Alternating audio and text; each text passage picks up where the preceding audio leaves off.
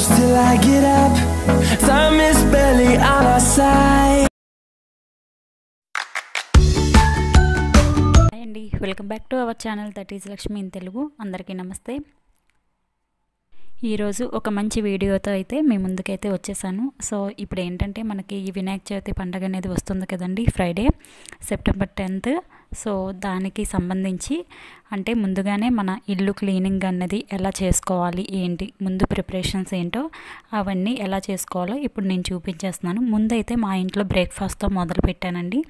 Breakfast morning ఇక్కడ నేను ఏంటంటే పెసరపప్పు దోశలు చేశానండి. ఆల్మోస్ట్ అందరూ ఏంటంటే పెసరట్లు వేసుకుంటారు, అంటే పెసలు గుళ్ళుతో వేసుకుంటారు. ఇక్కడ నార్మల్గా మనం పప్పు చేసుకుంటాం కదా, పెసరపప్పు వండుకుంటాం కదా, దాంతోనే ఒక 2 కప్పులు పప్పు అయితే 1 కప్పు రేషన్ బియ్యం అనేది యాడ్ చేసుకొని ఓన్లీ ఒక 2 hours నానబెట్టుకుంటే సరిపోతుందండి. దీన్ని ఒక 8 hours 6 hours అలా నానబెట్టాల్సిన పని కూడా లేదు. చక్కగా 2 గంటలు నానబెట్టుకొని శుభ్రంగా వాష్ చేసుకున్న తర్వాత కొంచెం కొంచెం వాటర్ అనేది యాడ్ చేసుకొని మనం క్యాజువల్గా మన దోశ బ్యాటర్ ఎలా అయితే ప్రిపేర్ చేసుకుంటామో ఆ విధంగా ప్రిపేర్ చేసుకొని దోశలు వేసేసుకుంటే సరిపోతుంది. ఏంటంటే ఇది ఒక 2 hours మనం రెస్ట్ ఇచ్చేస్తే ఇంకా కొంచెం మనకి పులిసి బాగుంటుంది దోశలు అనేవి.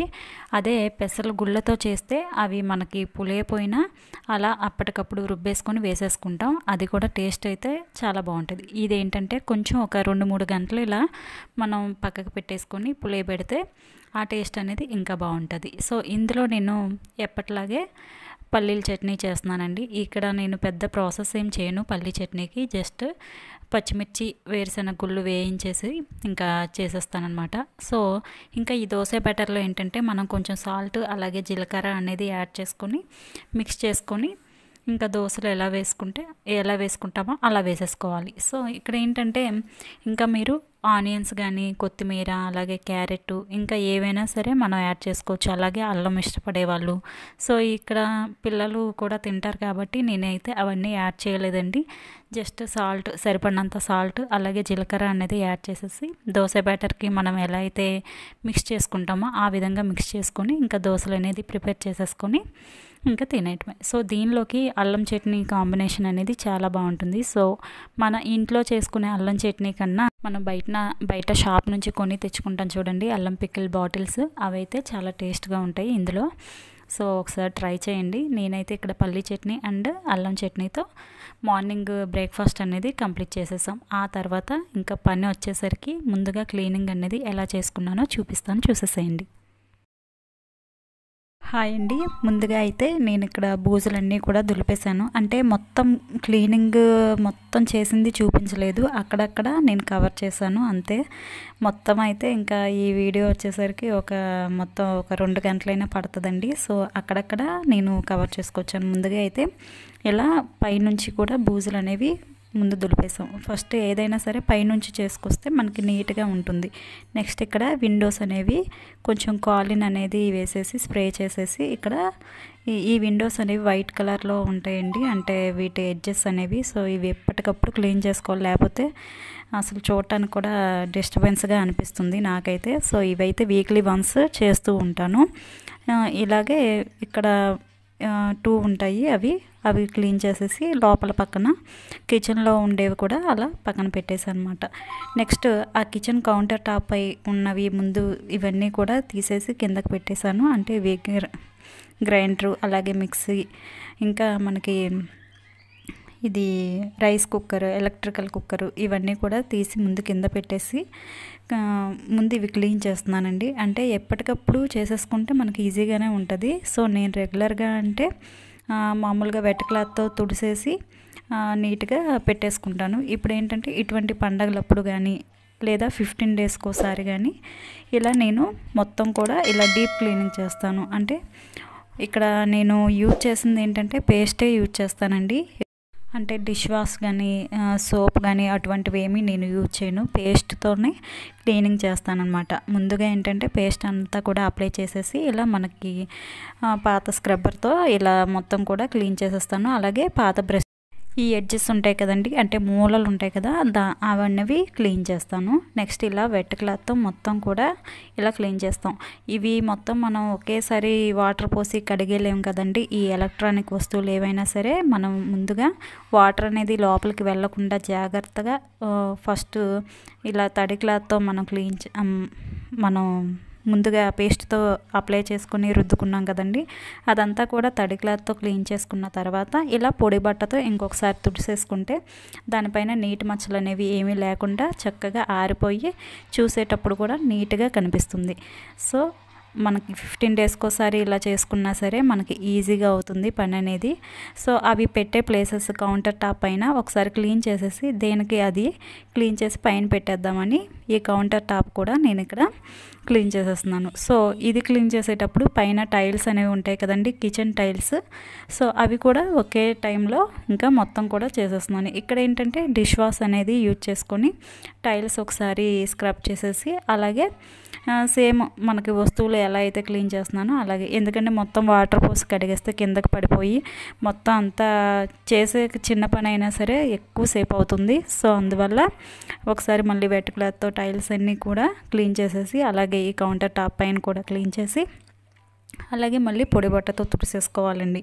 లేదంటే ఈ టైల్స్ పైన కూడా నీటి మరకలు ఉండి మచ్చలుగా కనిపిస్తాయి. సో మళ్ళీ పైన మనం ఈ డ్రై క్లాత్తో అనేది తుడిసేసుకొని చక్కగా, నాకు ముగ్గులు పెట్టడం అంటే చాలా ఇష్టం అండి. అంటే ఈ కౌంటర్ టాప్ అయినది బ్లాక్ వచ్చింది కదా, సో అందువల్ల నేను నీట్గా ముగ్గులు పెడతాను. అవి ఆరిన తర్వాత ఇంకా అందంగా కనిపిస్తుందండి.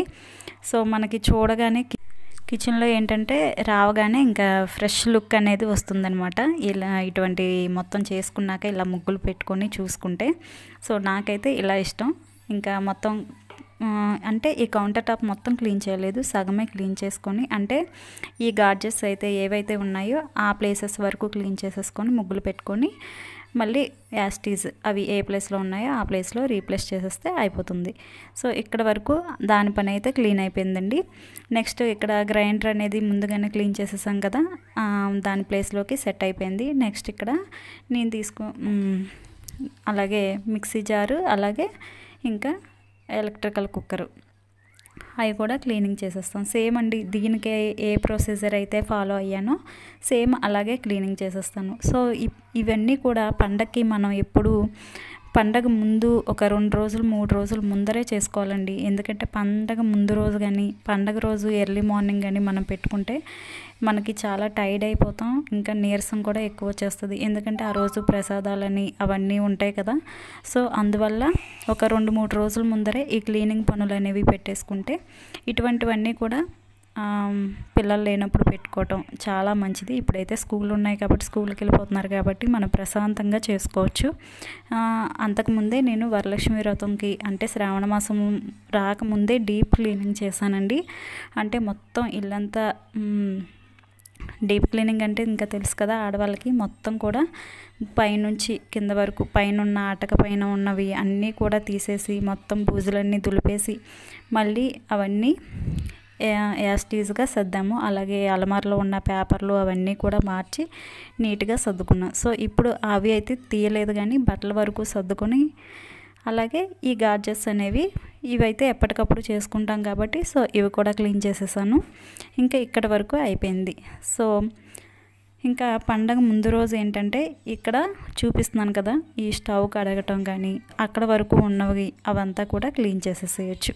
ఇంకా ఇవి తీసేసి మళ్ళీ ముగ్గులు పెట్టి ఆ పని అయితే ఇంకా ఉండదండి.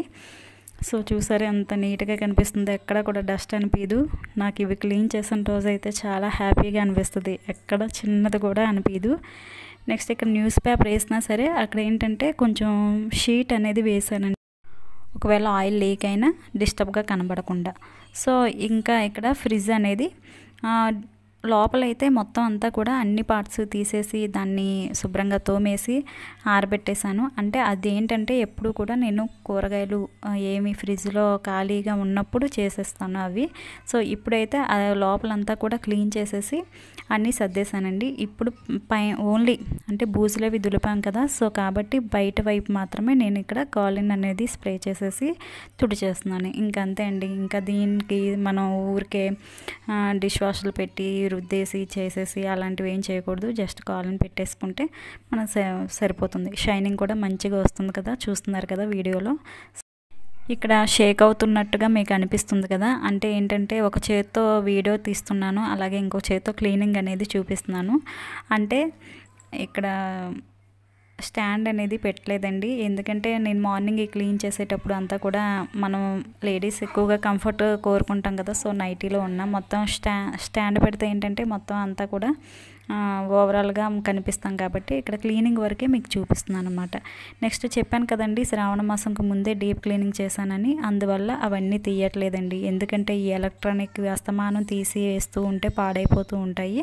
సో అందువల్ల ఆ పైన ఉన్న దుమ్మంతా క్లీన్ చేసేసి, అలాగే టీవీ కూడా నేను కాలిన్తోనే కొడతాను, అదే కాలిన్తోనే క్లీన్ చేస్తాను. సో అది ఎలా క్లీన్ చేస్తాను అనేది చూపిస్తాను.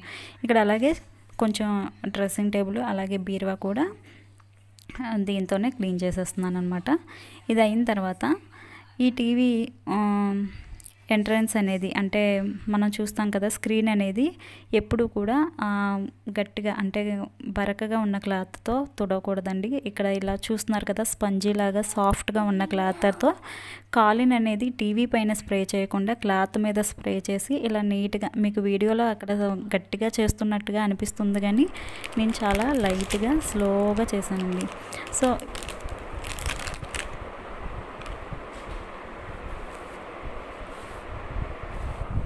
ఇంకా క్లీనింగ్లు అంతా అయిన తర్వాత ఫ్రెష్ అయిన తర్వాత నేను బయటికి వెళ్ళి వచ్చానండి. బయటకంటే చెప్పాను కదా పండగ ముందు రోజు ఏమేమి తీసుకుంటాం అనేది. సో ముందే నేను కొంచెం చిల్ అవ్వడానికి ఐస్ క్రీమ్ అనేది తెచ్చుకున్న తర్వాత తిన్నాను. అలాగే మా అమ్మాయి కోసం కొంచెం ఫ్యాన్సీ షాపింగ్ అనేది చేశాను. చాలా లైట్ అండి, మా అమ్మాయి కోసమే చేశాను. ఓన్లీ నేను మాత్రం బ్యాంగిల్స్ మాత్రమే తీసుకున్నాను. నెక్స్ట్ ఇంకా మనం వినాయక చవితి పండగకి ముందుగా మనం ఏం చేస్తామండి, ఎక్కువగా గణపయ్యకి ఉండ్రాళ్ళు అనేవి ఎక్కువగా ఇష్టం కదా. సో బియ్యంతో ఏవైనా రెసిపీస్ అనేవి చాలా ఎక్కువగా ఇష్టం అంటే నేను విన్నానండి. సో అందువల్ల ఇక్కడ బియ్యం అనేది ముందు రోజే నేను ఈ క్లీనింగ్కి ముందు రోజే కడిగేసేసి ఆరబెట్టాను. ఒక రోజంతా బయట ఎండలో ఆరబెట్టిన తర్వాత ఆ బియ్యాన్ని తీసుకెళ్ళి ఇలా రవ్వ పట్టించుకొచ్చానండి. సో ఇందులో ఈ నలకలు ఏమనుకోవద్దు, ఇవేంటంటే అంతకుముందు మనం మిల్లుకి ఇచ్చిన తర్వాత అంతకుముందు ఏవోటి ఆడుతూ ఉంటారు కదండి. సో ఆ మిగిలినవి అలా వస్తూ ఉంటాయి, వాటిని మనం పక్కకు తీసేస్తే ఇంకా ప్రాబ్లం ఏమి ఉండదు. సో ఈ విధంగా నేను ఇక్కడ ఉండ్రాలు చేయటం కోసమని బియ్యం అనేది రవ్వ పట్టించుకొచ్చాను. అలాగే కొంచెం ఎక్కువే పట్టించానండి, అదేంటంటే మధ్య మధ్యలో మనం ఉప్మా కూడా యూజ్ చేసుకోవచ్చని. అలాగే ఈ జల్లించగా వచ్చిన ఈ బియ్యం పిండిని మనం సెలవిడ కూడా చేసుకోవచ్చు. సో ఇంతే అండి, ఈ వినాయక చవితి పండగకి ముందుగా క్లీనింగ్లు అలాగే నైవేద్యాలకు కావాల్సినవన్నీ ఇలా ప్రిపేర్ చేసుకుంటే పండగ రోజు హడావిడి లేకుండా ఉంటుంది. సో ఈ వీడియో మీకు నచ్చింది అనుకుంటున్నాను. నచ్చితే తప్పకుండా లైక్ చేయండి, అలాగే షేర్ చేయండి. అలాగే మన ఛానల్ని ఎవరైనా ఫస్ట్ టైం వాచ్ చేస్తున్నట్టయితే సబ్స్క్రైబ్ చేసుకోండి. Thank you for watching. Bye bye.